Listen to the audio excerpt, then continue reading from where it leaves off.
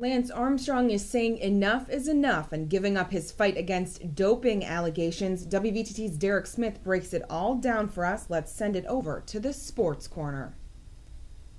Happy Friday and good afternoon. Thank you, Alexa, for that wonderful introduction. She always does a great job. And to all the St. Bonaventure freshmen watching, happy last weekend before school begins. Party it up. But remember, balance your studies as well.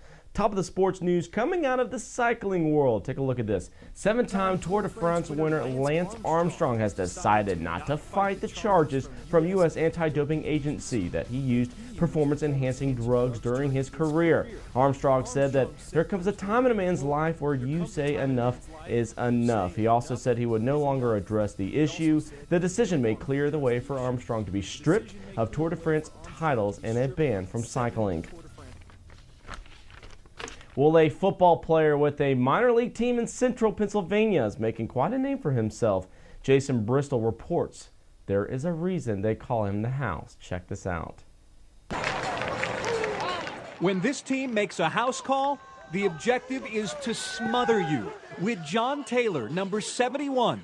Everyone just calls him House, but he's built more like a mansion. He's 6'11" and weighs 500 pounds. Makes you wonder what the other big guys say when they see him for the first time. I said, who is this man blocking out the sun? I'll tell you who he is. Possibly the largest player in the history of football at any level. Don't run my way. Pretty much, that's what I do. That's a simple philosophy from someone who makes things very complex. As a lineman for the Central Penn Piranha, House's job is to take up space. An offense can't block what an offense can't see. If they can't see the linebackers, they don't know where they're coming from. So the offensive lineman, he has to be double teamed. He's too big not to be. And if you still have doubts about how big this guy really is, this is House's jersey. Now, I'm 6'3", 195 pounds. Look at this thing. This is a 6X. It fits me like a dress. Don't fall into this trap, though, of thinking that House is all-powerful. He's not. But sometimes you get people who expect superhuman things. I'm still a human. In fact, most games he's watching, not playing, waiting for when that other team only needs a few tough yards. Still, everyone who comes in contact with House never forgets him. One time I actually fell and he fell on top of me, and I could have swore that I had 2 broken ribs. Painful house calls like that one are avoidable, according to the man who's 6'11" and 500 pounds. You got to catch me moving in one direction. You're not going to straight up just move me most times, but if you catch me moving in one direction, you can try to push me that way, but other than that. Yes, other than that, it takes an awful lot to move this house off its foundation. 6'11", 500 pounds? What are they feeding these football players down in central Pennsylvania? Campbell Chunky Soup times 3? That's a lot of weight. That's a lot of football player. I'm Derek Smith. This has been another sports edition out of the WVTT Sports Corner. Don't forget, Rally in the Valley tonight at Bradner Stadium, and on Saturday, Bradner Stadium, Rally in the Valley as well. Until Monday, enjoy your weekend. Alexa? Thank you, Derek. And like he said, Rally in the Valley is going on all weekend. We're definitely going to be out there covering that. Also, Bradford Speedway is going to have its special races tomorrow, Saturday at noon. So definitely go out there and check that out. Also, if you have any kind of news you would like us to cover, please email us news tips at news@colonial.cc. Be a fan of our Facebook page or follow us on Twitter. We would love to hear from you, and the more the merrier. Well, the lowest note ever recorded by a human voice has just been released on a new album. CNN's Aaron McLaughlin met the American singer who produced the note, the man with the lowest voice in the world. There are high notes, and there are low. But just how low can you go?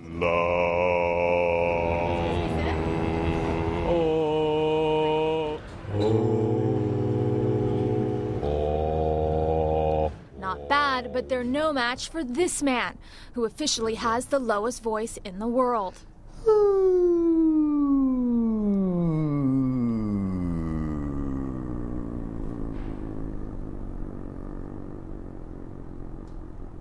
That last note is so low, Tim Storm says only animals can hear it. Elephants, yeah. I've heard that they communicate like they can hear each other like over 25 miles or something like that, because I think they communicate around 4 hertz, some frequencies around there. You can't hear the low notes. Right, yeah, I can feel them though. Yeah, I can kind of hear them in my head as far as the sound my vocal cords are making. But as far as the frequencies, it's something more or less that I feel. To heaven. Tim first broke the record in 2000, and it's a record that he keeps breaking. I just get lower the older I get. If you listen to a recording of a person's voice when they're 30 and then a recording of their voice when they're 80, there's a pretty good difference as far as how low they talk. Tim also holds the record for the widest range. He sings in an unprecedented 10 octaves. And when the normal person's range is what? Probably 2 or 3 octaves. Well, how is this biologically possible? I sang with an a cappella group back in, a few years ago. And one of the concerts we had, there was an ear, nose, and throat specialist that came to the concert. He's like, man, I got to look at your vocal cords. He said that my vocal cords were about twice as long as normal. Wow. And then he's used to singing anyway.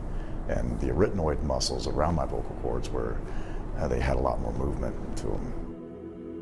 Tim's unique vocal cords made him the ideal candidate for Tranquility, a choral album that prompted a global talent search for a singer who could hit a low E, the deepest note ever written for a choral composition.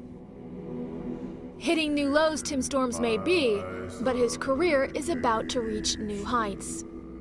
I understand you're also doing some voiceover work as well. Yeah. Are you doing some animation? Possibly. I don't know. We'll see. I'm going to do some reads today and see how that goes. But yeah, I love doing voiceover work and movie trailers. I'd like to see that cartoon character. I love doing cartoon voices. My kids love it too. Erin McLaughlin, CNN, London.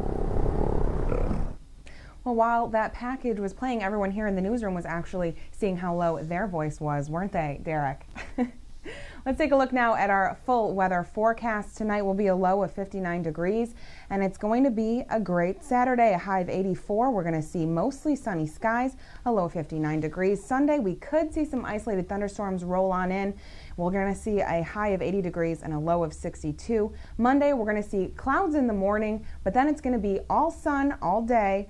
In the afternoon, a high of 77 degrees, a low of 60. Tuesday, we're going to see a few rain showers. Nothing too bad. It's going to be a high of 77 and a low of 53. Well, that does it for our newscast tonight. For all of you starting school on Monday, we wish you the best of luck. From all of us here at News Channel 25 WVTT, I'm Alexa Olson. Thanks for watching and have a great night.